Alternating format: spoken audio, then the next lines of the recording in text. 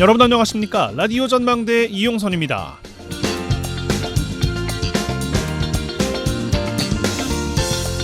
대선을 5개월 정도 남겨놓고 있는 미국은 TV 토론 등 본격 대선 국면에 접어들었습니다.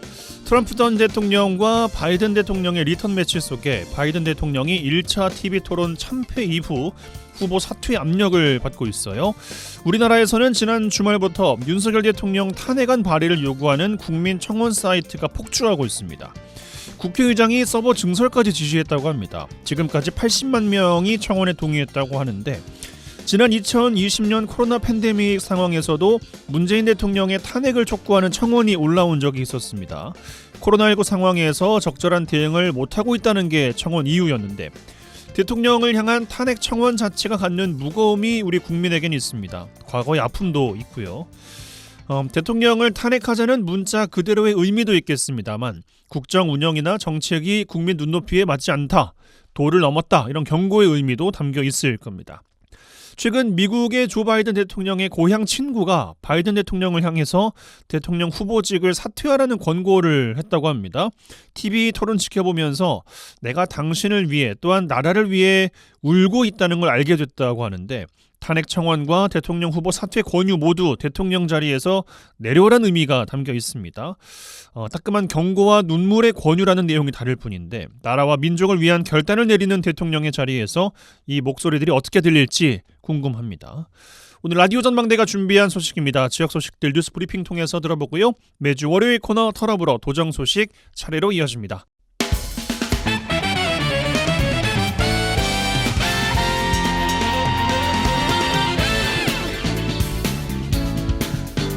네, 하반기가 시작됐습니다. 7월의 첫날 월요일 마무리해 보겠습니다.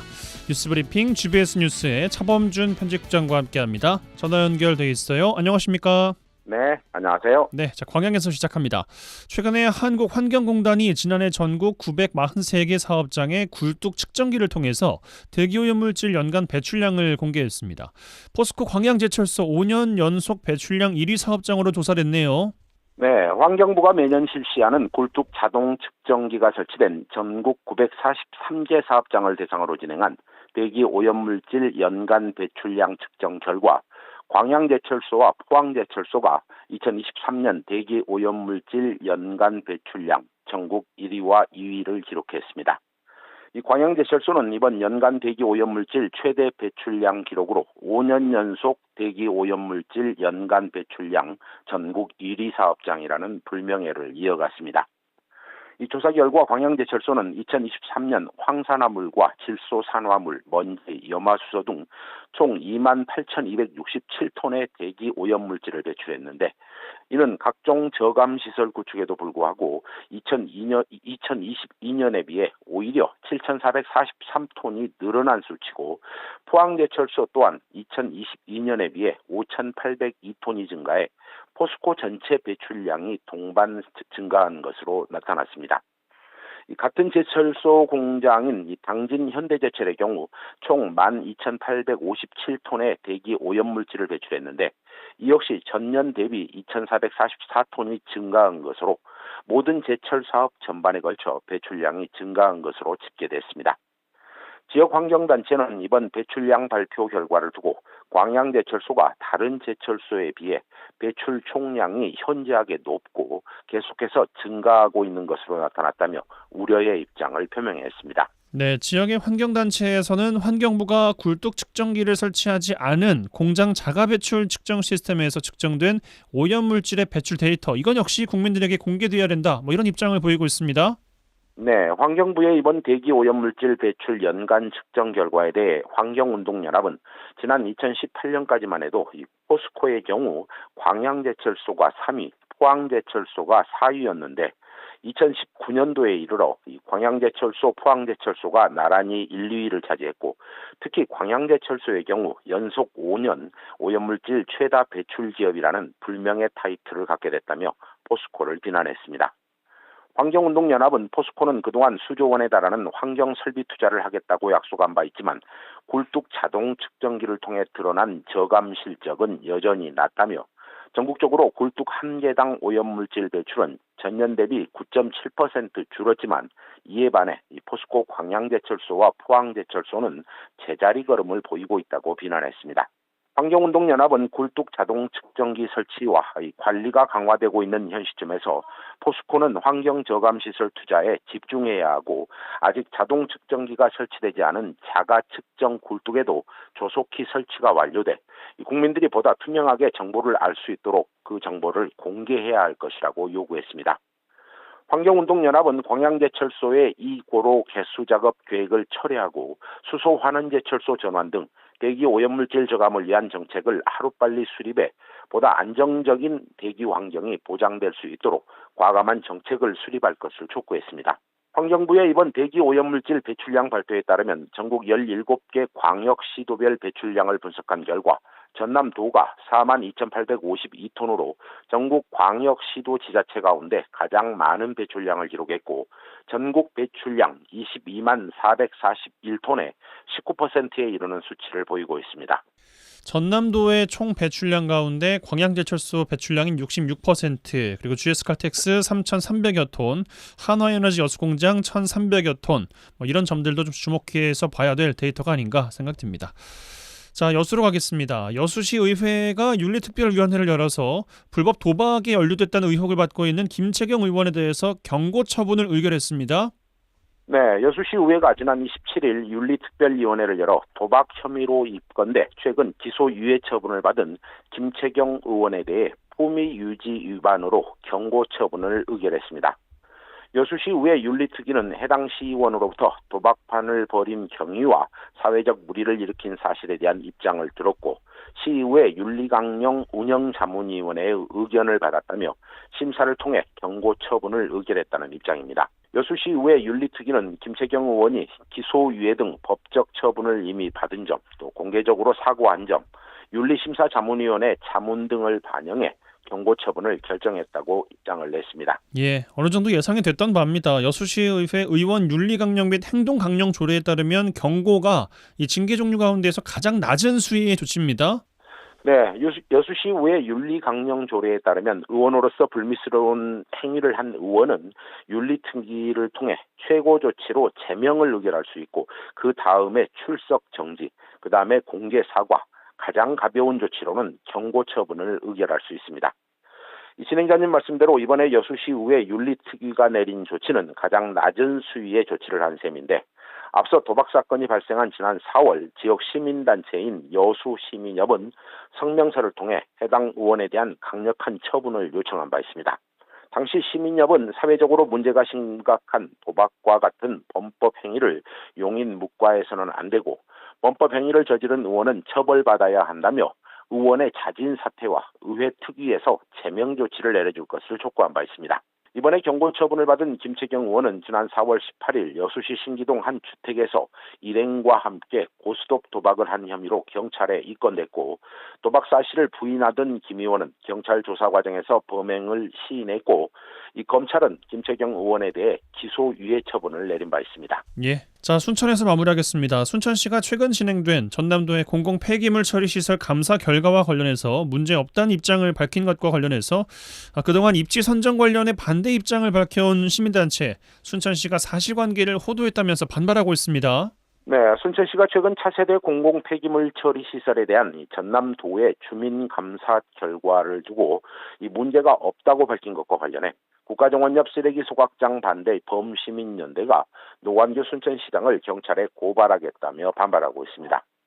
이 범대책위는 순천시가 최근 보도자료를 통해 전남도 감사 결과 중요 사안에 문제가 없는 것으로 나타났다고 주장한 것은 사실관계를 호도한 것으로 순천시는 1순위와 2순위가 달라진 중대한 하자가 발생했음에도 전남도 감사 결과를 왜곡한 보도자료를 배부했다고 주장하고 있습니다. 예, 같은 감사 결과를 두고 순천시 주민들 서로 다른 해석을 하고 있는 셈입니다. 쟁점되고 있는 내용 그리고 반발에 대한 순천시의 입장도 정리해 주실까요?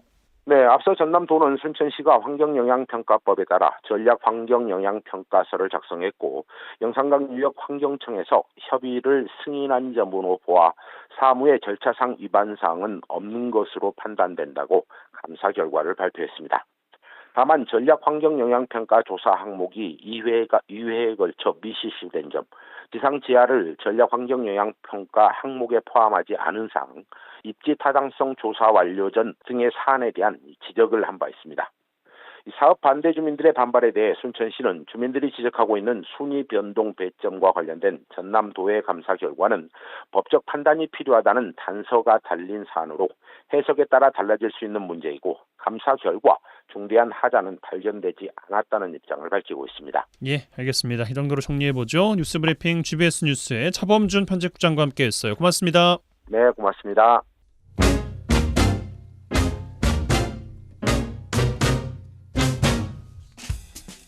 한 시간만 투자하세요. 지역 이야기를 모아 전해드립니다. 지역 시사는 역시 여수 MBC 이용선의 라디오 전망대.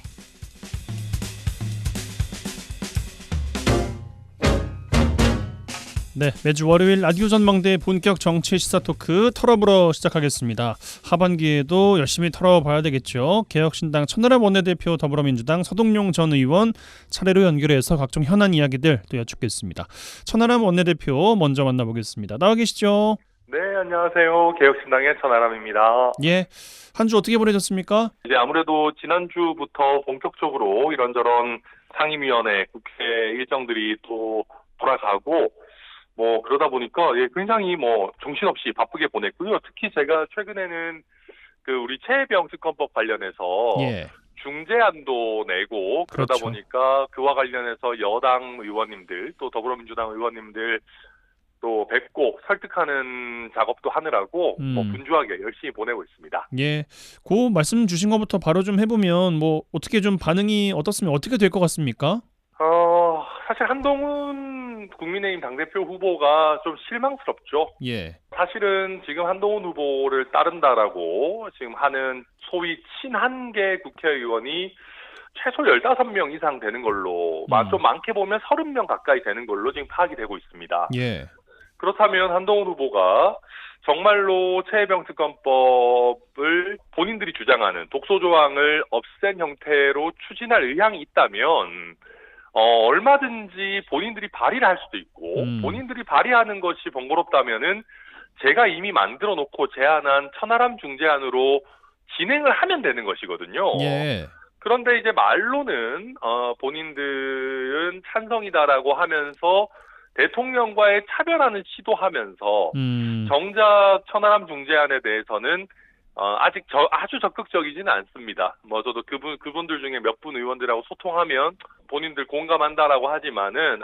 결국은 아직까지도 용산 눈치를 보고 있는 것 아닌가. 그래서 저희 이준석 대표도 아니 이거 무슨 한동훈과 17인의 표도둑도 아니고 대통령과 차별화하면서 시간 끌기 하고 뭔가 선거 전략으로 최혜병 특검법 중재안을 좀 써먹고 있는 건 아니냐. 저희 지금 굉장히 우려 깊은 눈으로 보고 있습니다. 선거 전략으로 만약에 활용을 한다고 하면 여러 가지 네. 해놨던 이야기들은 지금까지 전향적이진 않아서 좀 애매합니까? 아니면은 이게 본인이 뱉어놓은 말이 나중에 또 어떤 문제가 될 소지가 또 있어 보입니까?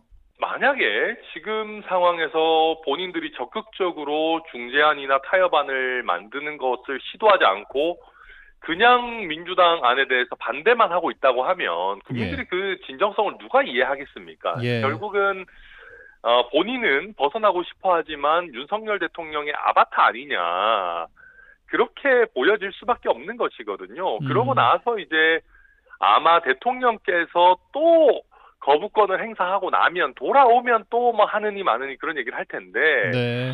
저는 그것이 도대체 누구에게 이득인지, 또다시 거부권을 행사하는 것도 대통령에게 큰 부담일 텐데, 민심과 윤심 사이에서 간보기 하는 그런 후보를 우리 국민들께서 과연 좋아하시겠나?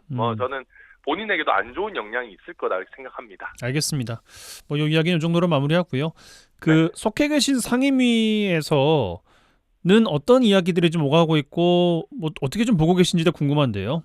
예, 지금 이제 오늘 국회 운영위원회가 하루 종일 지금 이제 현안 질의들. 진행되고 있는데, 지금 국회 운영위원회는 대통령실을 관장하는 위원회입니다. 예. 그러다 보니까 최상병 특검과 관련해서 특히 대통령의 경로, 외압, 그리고 이런저런 부적절한 지시가 없었는지에 대해서 치열한 공방이 오가고 있고요. 뭐 그 외에도 여러 가지 대통령실과 관련한 김건희 여사와 관련한 문제들을 따져 묻고 정진석 대통령 비서실장이 나와서 답변하는 그런 형태로 진행이 되고 있습니다. 조금 더 서로 간에 좀 허심탄회한 소통이 됐으면 좋겠는데 워낙 생각들이 다른 것 같아요.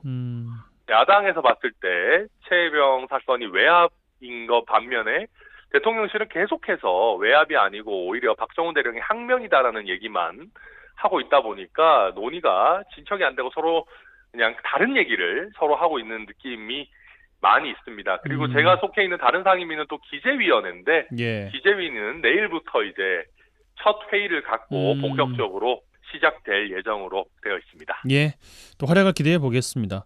아유, 감사합니다. 그 뭐 법사위랑 과방이 지금 제일 뜨겁잖아요. 그렇죠. 민주당이 뭐 위원장이기도 하면서 핵심 상임위라고 또 꼽히는 곳인데 여기 안에서 나오는 논란들을 좀 어떻게 읽고 계십니까? 뭐 우원식 의장님이나 아니면은 뭐 다른 민주당의 중진 의원들 말씀처럼 정청래 의원께서 조금 자제하고 조금 더 조심하는 태도를 가지는 것 자체는 물론 바람직할 겁니다. 그러나 반대로 국민의힘 의원들의 질의 태도나 뭐 상임위 참석 태도가 그렇게 바람직한지도 잘 모르겠습니다. 그런 상황에서 정청래 의원을 윤리위에 제소하고 뭐 탓하고 정청래 방지법까지 얘기를 하는데 그렇다고 해서 국민들이 그렇게 국민의힘이 반대로 잘하고 있냐 공감하기 어려우실 거라고 보고요. 오히려 정청래 의원 좋아할 겁니다. 본인이 계속 이렇게 이슈의 중심이 되고 계속해서 이렇게 본인을 더 유명해지게 해주는 거에 대해서 쾌재를 부르실 분이기 때문에 저는 뭐 여당의 이런 공세는 아무런 효과가 없지 않나 생각합니다. 예, 알겠습니다. 그 또 한 주간 또 이슈가 됐던 이슈가 윤석열 대통령이 이태원 참사 관련해서 발언한 것이 김진표 전 국회의장 회고록을 통해서 공개가 됐습니다. 이게 뭐 공개에 대한 적절성 여부도 뭐 이야기가 되고 있고 이 내용 자체에 대해서 좀 논란이 상당히 좀 거세지고 있는 것 같거든요. 대통령실에서는 뭐 사적 대화, 뭐 그것도 비공식 대화를 의장 출신이 이렇게 뭐 누설해도 되는 거냐 격앙된 태도를 보이고 있는데요. 좀 죄송하지만 대통령한테 사적 대화가 어디 있습니까? 그게 공식 석상이든 공개 석상이든 비공식 석상이든 특히 다른 3부 요인의 한 명인 의장과 대화를 나누면 그건 당연히 공적인 대화인 겁니다. 뭐 놀자고 만난 것은 아닐 테니까요. 그럼요. 그리고 대통령께서 애당초에 공개되면 안 될 얘기를 왜 합니까? 그렇지 않습니까? 그리고 그것이 의장이 자당 출신으로 뭐 되게 편하게 이야기할 수 있는 사람도 아니고 더불어민주당 출신의 국회의장을 만나서 부적절한 얘기를 해놓고 왜 공개하냐고 묻는 것은 저는 오히려 굉장히 아마추어적인 행태라고 보여지고요. 그리고 가장 큰 문제는 대통령이 이런 극단적인 주장에 경도된 말씀을 하셨다라는 얘기를 들었을 때 그랬을 것 같거든요. 이게 뭔가 막 우리 대통령이 그랬을 리가 없어 라는 생각이 드는 게 아니고 그냥 듣자마자 아이고 그래 내가 아는 윤석열 대통령이면 그랬을 것 같다라는 생각이 든단 말입니다. 저는 그것이 대통령의 진정한 위기이다. 저는 대통령과 김진표 의장 두 분 말씀 중에 누구 말씀 믿을래 하면 1초도 안 쉬고 김진표 의장 말 믿을 것 같거든요. 그런 것이 지금 대통령이 겪고 있는 신뢰의 위기, 리더십의 위기 아닌가 생각합니다.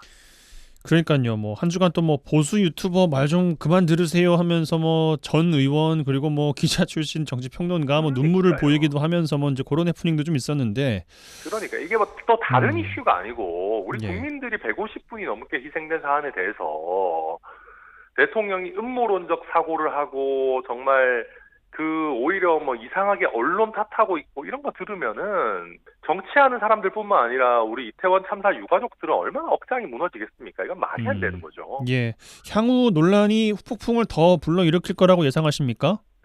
이게 뭐 두 분 사이에 있는 대화고 뭐 녹음이 돼 있거나 이런 건 아니기 때문에 뭐 후폭풍이 얼마나 더 클지는 모르겠습니다. 다만 이 사안에 대한 얘기를 들으면서 특히 대통령실이 왜곡이다라고 얘기는 하지 그럼 정확히 어떤 워딩을 썼는지에 대해서 제대로 된 반박을 못 내놓는 걸 보면서 저는 윤석열 대통령에 대해서 그냥 인간적으로 포기해버리는 분들이 더 늘어날 것 같습니다. 그러니까 희망 자체를 버리는 국민들이 뭐 기존에도 상당수 계셨겠지만 이 사태를 보면서 더 늘어나시지 않았겠는가. 저는 굉장히 좀 서글프게 생각합니다.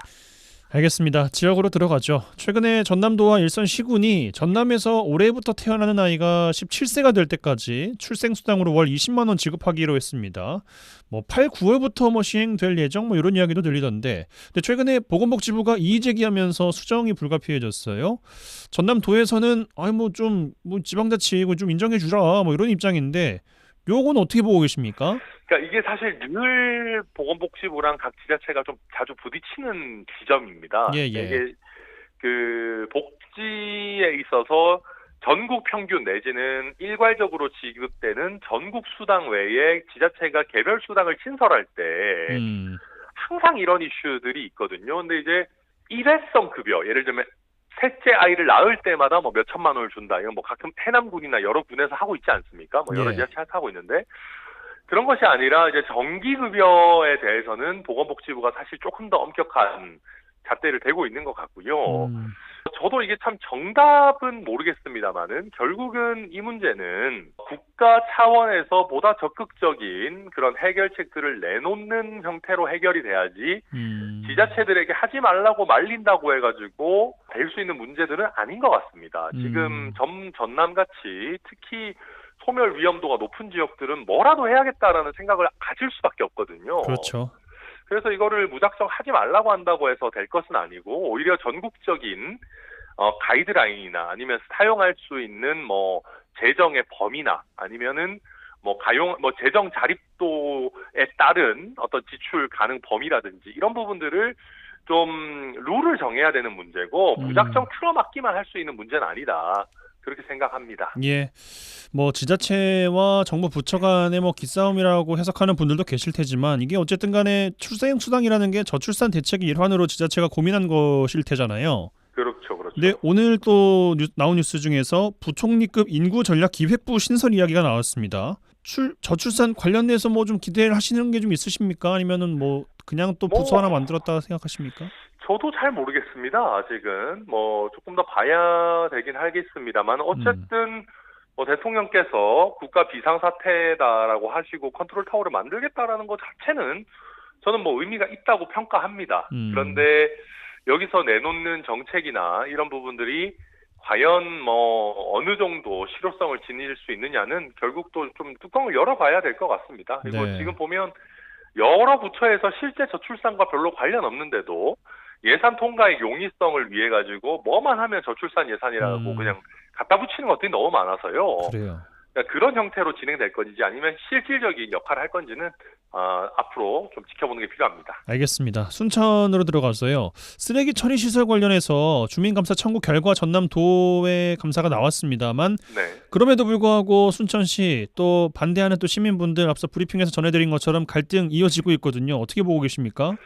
네, 우선 감사 결과가 나왔기 때문에 법률적인 문제는 전남도 감사에 따르면 특별한 문제가 없는 걸로 보입니다. 그런데 이것이 법률적인 문제만 없다고 해서 주변에 특히 인접한 지역에 계시는 주민들의 우려가 사라지는 건 아니지 않겠습니까? 그래서 제가 여러 차례 이야기해 왔지만 그냥 법적으로 문제 없다라고 누르지 말고 좀 더 의미 있는 소통, 또 특히 대화와 토론이 있어야 되는 거 아닌가 생각하고, 다만 계속해서 법률적인 문제가 있는 것 아니냐는 분쟁들이 있어 왔는데 그 부분은 어느 정도는 좀 정리되지 않았는가 그렇게 판단하고 있습니다. 예, 이번에 노광규 시장께서 무소속으로 남겠다, 민주당 복당 제의가 있었지만 안 들어간다 이야기했던 것도 정치적인 전략에 의한 것이라고 이제 본인이 말씀하셨는데, 이 쓰레기 처리 시설 관련해서도 정치적인 일부 반대파들의 공격 이렇게 또 인식하시는 것도 있는 것 같습니다.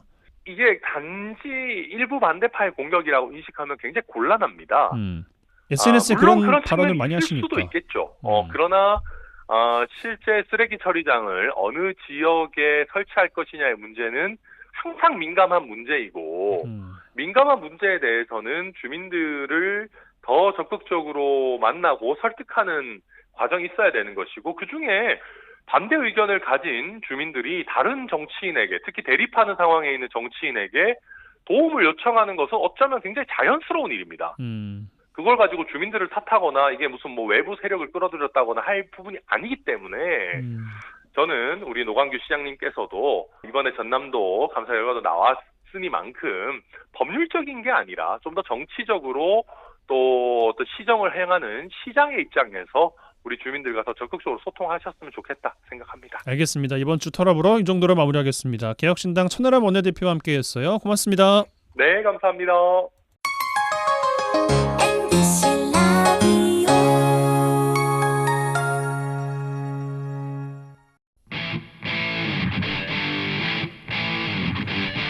젊고 당찬 시사 생활밀착 뉴스 이용선의 라디오 전망대. 네, 라디오 전망대 본격 정치 시사 토크 털어보러 이어갑니다. 더불어민주당 서동용 전 의원 전화 연결되어 있습니다. 나와 계시죠? 반갑습니다. 서동용입니다. 예, 한 주 어떻게 보내셨습니까?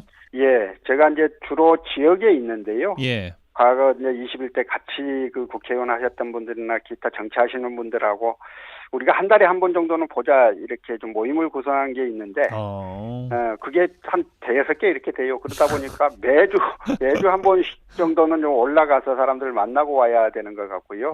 이제 그렇게 갔다 오고 그 외의 시간은 지역에 있으면서 사람들도 만나고 또 매일 아침에 좀 걷고 이렇게 하고 있습니다. 예, 현안으로 들어가 보겠습니다. 22대 국회 개원하고 상임위 이제 꾸려져서 본격적인 일정에 들어갔습니다. 현안 질의 등 여러 가지 이야기들 쏟아지고 있는데 어떤 부분에 어떤 말씀 좀 주고 싶으세요? 국민의힘이 국회에 복귀한 게 지난 25일이었는데요. 예. 복귀 첫날부터 곳곳에서 파열음이 났지요. 국회 과학기술방송통신위원회, 법사위, 국토교통위 이런 데에서는 야당 단독으로 회의가 열렸고요. 예. 또 과방위에서는 전 MBC 사장인 김장겸 국민의힘 의원이 MBC와 소송 중임을 들어서 과방위 보임이 부당하다는 민주당 주장을 두고 격돌이 있었고 교육위에서는 국민의힘이 일정 용기를 요청하였으나 민주당 소속 위원장이 이를 거절하면서 소란이 일었습니다. 법사위에서 정청래 위원장과 국민의힘 유상범 의원이 말다툼을 벌이는 장면은 저기가 초등학교 교실이 아닌가라는 생각이 들 정도였다고 말하는 분들도 계셨고요. 예. 국민의힘이 상임위에 출석하기 전에 일이긴 하나 최상병 특검법 청문회 당시 정청래 법사위원장이 증인과 참고인에게 마치 20세기 학교의 교실에서 교사가 학생을 다루듯 하였다며 보기 좋지 않다고 하시는 분들도 계셨어요. 국민의힘에 비해 민주당이 훨씬 명분 있게 국정을 주도하고 있다고 생각합니다. 그러나 일부 의원들의 태도 때문에 민주당에 대해 불편해하시는 분들이 늘어나고 있음을 좀 명심해야 되는 게 아닌가라고 생각하고 있습니다. 예, 알겠습니다. 민주당 주도의 여야 대립 현안에 대한 법안 통과시키고 있습니다만 입법 독주 이런 비판도 나오고 있는데 여기에 대해서 어떤 말씀 주고 싶으세요? 민주당 입장에서는요, 꼭 필요한 법률인데 국민의힘이 합리적인 이유 없이 어깃장을 놓고 또 대통령이 거부권을 행사했던 법률들이라 22대 국회에서 국민의 명령에 따라 통과시키는 것이라 이렇게 주장할 수 있겠습니다. 예. 그러나 민주당 주장이 맞다 하더라도 갈등이 반복되면 민주당 편인 국민도 실증을 낼 수 있고요. 국민 다수 의석을 가진 야당의 일방 독주가 문제다 이런 인식을 하기가 쉽거든요.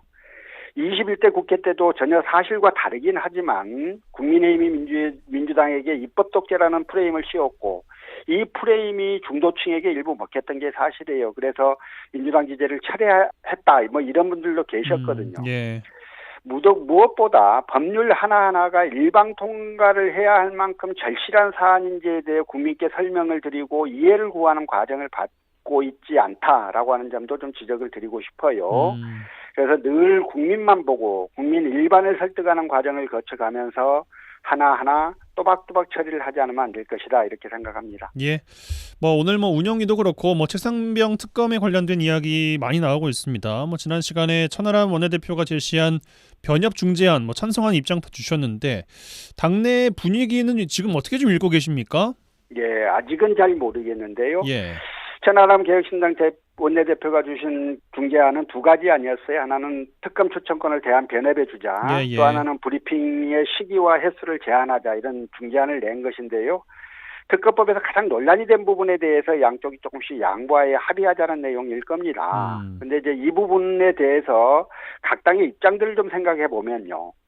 일단 민주당에서는 최상병의 죽음의 원인 그리고 이후의 수사 방해와 관련해서 대통령실과 정부가 관여한 정황이 드러나고 있는 상황에서 기껏 특검을 도입했더니 국민 상식과 법리가 아니라 대통령과 정부의 눈높이에서 수사를 하는 사람이 특검이 되면 안 된다. 이런 우려가 클 거예요. 예. 그런데 이제 그런 우려에 대해서 이게 다른 사람이 아니고 대한변협한테 특검 추천 권한을 준다면 뭐 그런 우려를 어느 정도 씻을 수 있지 않을까라는 생각을 할 수 있다고 봐요. 또 이제 브리핑의 그 시기와 횟수 문제도요. 지금 이 사건은 지금 공수처에서 수사하고 있지 않습니까? 예. 근데 공수처의 경우에는 브리핑 규정도 없어요. 그럼에도 불구하고 수사 내용이 언론을 통해 보도되고 있는 점들이 있거든요. 네. 이러한 점들을 감안을 하면 브리핑 횟수와 시기를 일부 제한하자고 하는 개혁신당의 중재안을 절대적으로 받기 어렵다. 이렇게 볼 일은 아니지 않는가 하는 생각이에요. 네. 만일에 중재안이 받아들여져서 여야 합의가 된다면요. 대통령이 거부권을 행사하고 국회에서 제2투표를 하는 과정에서 최대 200인의 찬성을 얻지 못해 법안이 폐기되는 불상사는 막을 수 있지 않겠습니까? 마찬가지로 국민의힘 입장에서도요. 국민의힘은 국민의 따가운 시선을 무릅쓰고 지금 무조건 반대를 하고 있는 건데 이걸 계속하기가 쉽지 않은 문제예요. 법안이 통과돼서 대통령이 거부권을 행사한다 하더라도 제2표결 과정에서 8명만 이탈하면 이게 통과돼 버리지 않겠어요. 그렇게 되면 윤석열 대통령이 입을 치명상이 보통이 아닐 겁니다. 이런 점들을 고려해서 양당 모두 수용하는 편이 더 유리한 중재안이 아닌가라고 하는 게 제 생각인 거고요. 최다람 원내대표는 지금 민주당에서는 수용 기류가 많다 이렇게 이야기를 하면서 국민의힘에 대해서 수용을 더 적극적으로 요구하고 있는 것처럼 보이는데요. 네. 하루라도 빨리 여야가 좀 협의 테이블에 앉기를 희망합니다. 예, 국민의힘 그 당대표 경선 결과에 따라서 그러니까 한동훈 전 비대위원장이 만약에 된다고 하면 뭔가 드라마틱한 변화는 이번 주에도 좀 어떻게 예상하시는지 여쭤야 될 것 같습니다. 예. 일단 한동훈 전 비대위원장이 당선 가능성이 높다라고 하는 그 예측들이 많기는 합니다. 그리고 한동훈 위원장은 그 추천의 문제 정도를 좀 해결을 해서 특검법을 받자라고 이야기를 했기 때문에요. 예. 그 윤석열 대통령의 영향력이 아주 큰데여서 지금 대통령실이 관여되고 특히 대통령이 관여됐다는 의혹이 많은 사건에 대해서 대표가 된다 하더라도 거기까지 풀어낼 수 있을지는 조금 더 지켜봐야 되는 게 아닌가라는 생각이 있습니다. 알겠습니다. 다음 이슈로 넘어가서요. 한 주간 또 뜨거웠던 것이 윤석열 대통령의 이태원 참사 관련된 발언이 김진표 전 국회의장 회고록에서 언급이 되면서 한 주간 좀 뜨겁습니다. 어떤 논평 주시겠습니까? 예, 특정 세력에 의해 유도되고 조작된 사건일 가능성을 배제할 수 없다. 이런 말을 했다는 거잖아요. 이태원 참사에 관해서. 그렇게 적혀 있긴 합니다. 예. 근데 이제 박원순 의원이 당시 원내대표로서 김진표 의장에게 들은 내용이라며 공개한 메모에는 매우 구체적인 내용들이 기재되어 있기도 하고요. 예.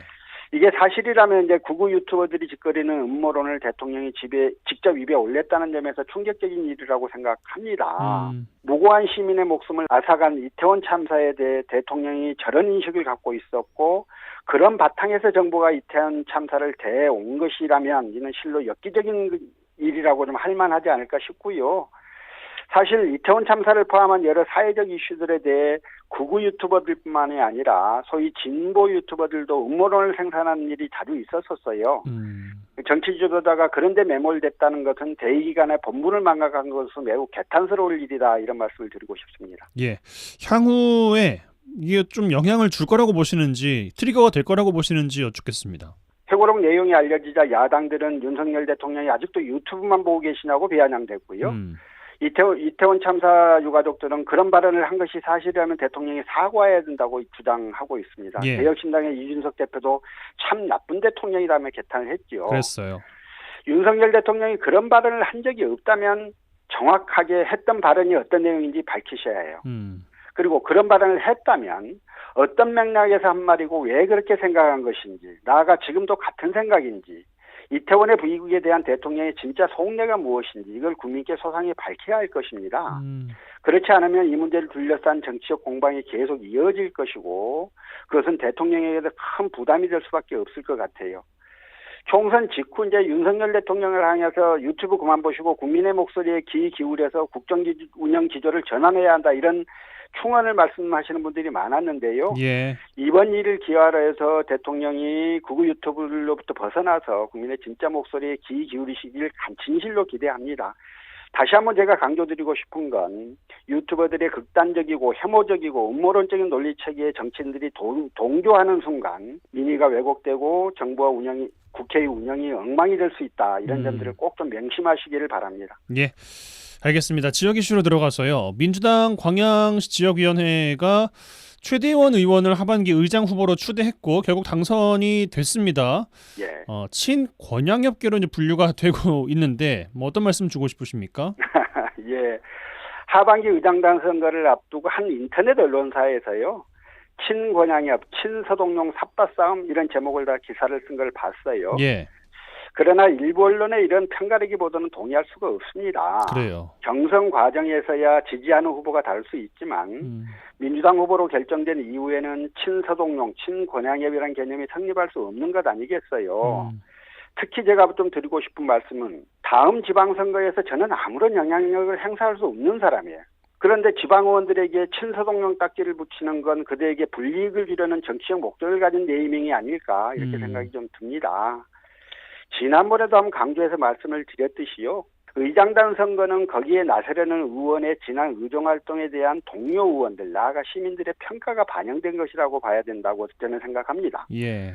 민주당 소속으로서 집행부를 견제하고 감시해야 되는 의원의 본분을 잊어버리고 무비판적으로 시장을 옹호하거나 행사장에서 시장을 마치 수행하듯 모시고 다녀서 시민들의 지탄을 받았던 시의원이 의장단 내지 상임위원장에 선출돼서는 안 된다고 생각하는 것이에요. 지금 이제 의장으로 선출된 최대원 의원은 하반기 광양시의회 의장으로서 결기 있게 의회를 잘 이끌어 주시길 바라고요.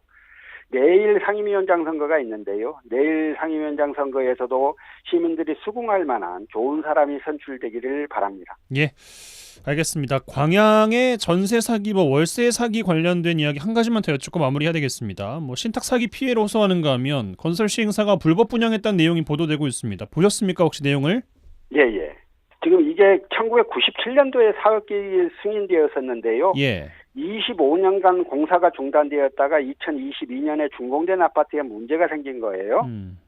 담보신탁으로 440억 원을 대출받은 상태에서 2023년 광양시에 분양승인 신청을 하였다가 반려되니까 임대 공급 신청을 해서 승인을 받고 일반에 임대를 하였던 아파트입니다. 신탁부동산은 신탁사 소유예요. 그래서 시행사가 임대를 하려면 신탁사의 동의를 받아야 하는데요. 예.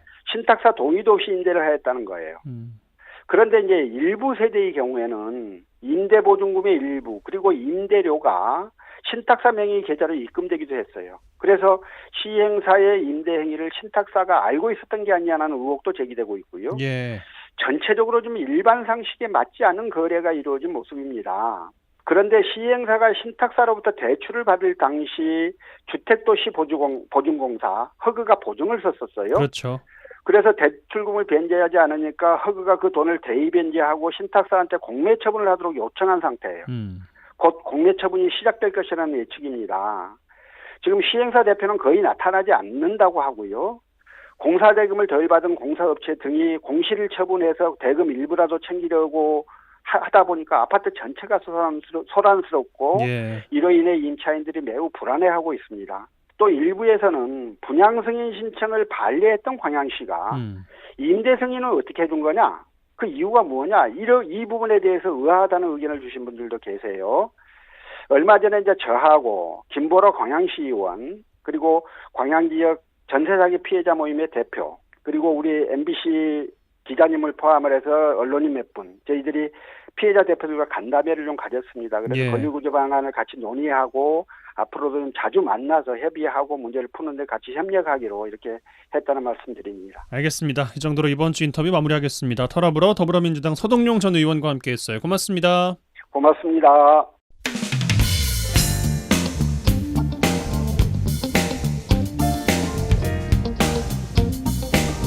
네, 한 주간 주요 도정 소식 살펴보겠습니다. 전라남도 대변인실 방준환 사무관 전화 연결돼 있어요. 안녕하십니까? 네, 반갑습니다. 반갑습니다. 네, 첫 소식입니다. 김영록 전남지사가 민선 8기 2주년을 맞아서 후반기 도정의 비전과 정체성을 담은 10대 프로젝트를 발표했어요. 예, 그렇죠. 김영록 전남지사가 이제 후반기 첫 발을 뗐습니다. 그동안 농수산업과 관광산업 전 분야에서 거둔 성과를 바탕으로 후반기 새로운 도전에 나서겠다 이런 각오를 다졌습니다. 사실 민선 8기가 시작된 지난 2018년 전남의 예산은 7조 원에서 6년 만에 71% 오른 12조 9천억 원으로 껑충 뛰었죠. 코로나19로 침체됐던 관광산업도 전국체전 등 이 메가 이벤트 성공으로 6,300만 명의 관람객을 기록하면서 회복세를 보였습니다. 김 지사는 이런 성과를 바탕으로 그랜드 전남 10대 프로젝트를 추진해 세계 시장에 우뚝 서겠다 이런 야심찬 구상을 밝혔습니다. 먼저 지방 소멸 위기 극복을 위한 전남 특별자치도를 설치해서 에너지와 관광, 첨단 산업까지 지역에 특화된 지방자치 모델을 구축하고요.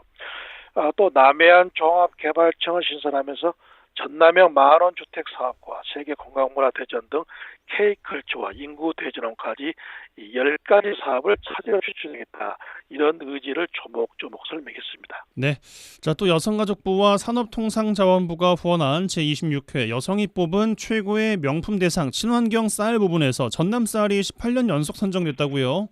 예, 맞습니다. 여성이 뽑은 최고의 명품 대상은 소비자의 합리적인 선택을 돕고 브랜드의 경쟁력을 높이기 위해서 제정 대상인데요. 전국 만 20세에서 59세 성인 여성 1000명을 대상으로 설문조사한 결과와 또 전문가 평가회를 종합한 결과 전남 친환경쌀이 18년 연속 명품 대상에 선정이 됐습니다. 전남은 전국 친환경 벼 인증 면적이 60%를 차지하고 또 그중에 유기농 벼 면적이 전국 면적의 73%로 청정 지역의 유기농 저탄소 쌀로 평가받고 있고요. 여기다 서울, 제주도 등 학교 급식으로 친환경 쌀을 공급하고 있어 선정위로부터 후한 점수를 받아냈습니다. 특히 친환경 벼 집적과 단지를 조성해 벼 가공과 건조, 또 저장 시설 지원을 통해 품질 신미까지 소비자들의 만족도를 높인 것도 주요했다 이런 분석이 컸습니다. 네, 또 전남도와 전남관광재단이 전남 세계관광문화대전 연계 사업의 일환으로 고향의 여행가자를 운영한다고요? 어떤 내용입니까? 예, 이 고향의 여행가자는 지역에 뿌리를 둔 출향도민과 재해동포들이 고향의 정취를 느끼면서 관광형 또 체류형 프로그램을 통해 일정 비용을 지원한 사업인데요. 이 관광형 프로그램은 1박 2일 또 2박 3일의 테마별 권역별 여행 상품으로 출향이 선택한 여행 상품의 최대 50% 할인된 금액으로 이용할 수 있고요. 또 체류형 프로그램은 7일 이상부터 최대 한 달간 출향인의 고향 체류 비용을 1인 1일 최대 15만 원, 총 150만 원 한도로 지원이 이루어집니다.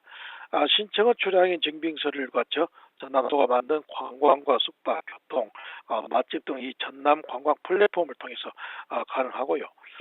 그리고 전남도와 전남관광재단에선 재동포 전구 한인회 또 파독 광부 간호사회 유관기관을 초청해서 전남의 관광 자원을 직접 체험할 수 있는 팸투어도 지금 진행할 계획으로 있습니다. 네, 또 전남도가 장마철 인명피해 없도록 산사태 취약 지역을 중심으로 세밀한 대응에 나섰습니다. 네, 그렇죠. 비상이죠. 도내 전 지역에 지금 장마비가 이어진 가운데 전남도는 시우량이 많은 곳을 실시간 파악해서 집중 대처에 들어갑니다. 전남도는 시간당 강우량이 20mm 이상으로 많은 비가 내리는 곳을 실시간 정보 체크하는 시스템을 갖춰 해당 지역을 집중 관리에 들어가고요. 지하차도 모니터링도 강화해서 침수 위험 시 경보 차단 등 신속 조치하고 산사태 예측 정보 수신과 동시에 일몰 전에 선제적 주민 대피에 들어가기로 했습니다. 또 올해부터 모든 재난을 대상으로 도민들에게 재난 안심 꾸러미를 지급해 대피에 따른 불안을 덜어주는데 지금 전남도와 22개 시군이 10월 15일까지를 산사태 대책 상황실을 가동하고 사전 예찰과 함께 재난 대응에 총력을 기울이기로 했습니다. 네, 자, 전남도가 지난 겨울에 일조량 부족에 따른 피해 농가 복구비로 57억 원을 확정했습니다. 지급에 들어갔어요? 예, 그렇죠. 이번 지원은 전남도가 일조량 부족으로 인한 피해라는 인과관계를 입증한 노력이 커서 정부로부터 14년 만에 재해로 인정받았습니다. 그 덕에 지난해 12월부터 올 2월까지 일조량 부족으로 담양 딸기와 또 나주 멜론 등 이 시설 작물 피해를 입은 3,481농가에 2,010헥타 정도가 되는데요. 시군별로 보면 한평이 864헥타, 담양이 301헥타, 나주가 177헥타, 하순이 139헥타, 보성이 125헥타로 분봉은 딸기가 444헥타, 토마토가 343헥타에 이릅니다. 지원은 채소류의 농약대 지원 단가가 헥타당 240만 원이고 과체류 대파대는 헥타당 442만 원 정도. 그리고 재배 면적이 50% 이상 피해를 입은 경우 2인 가구 기준 104만 원의 생계비를 지급하게 됩니다. 네, 마지막 소식입니다. 전남 관광지 순환버스죠. 남도 한 바퀴 세 단장을 마치고 여름 코스로 운행에 나선다고요? 예, 그렇습니다. 이번 여름 코스는 쭉 뻗은 해안가와 숲, 또 섬과 바다 등 남도의 정취를 만끽할 수 있는 28개 코스로 짜여졌습니다. 여기서 눈여겨볼 것은 2024-2026 전남 세계관광문화대전의 주요 테마인 고택하고 민간정원, 또 산림, 해양치유를 위한 관광지를 중심으로 알차게 꾸려 운행에 들어갔습니다. 또 전남 최초 정원형 식물원인 산이정원을 비롯해서 백리섬 섬길을 따라 펼쳐지는 여수공예 드라이브 코스와 또 장흥하순의 꽃감길 여행도 볼만한 코스 중에 하나죠. 이 남도 한 바퀴 여름 코스의 예약은 누리집이나 콜센터를 통한 전화 예약도 가능합니다. 이용자에 대해서 남도 숙박 할인 비기 배트 혜택도 풍성하니까 이번 기회에 많은 이용을 바랍니다. 네, 전라남도 대변인실 방준환 사무관과 함께했어요. 고맙습니다. 고맙습니다. 네, 7월 1일 월요일 라디오 전망대 마치겠습니다. 이용선이었습니다.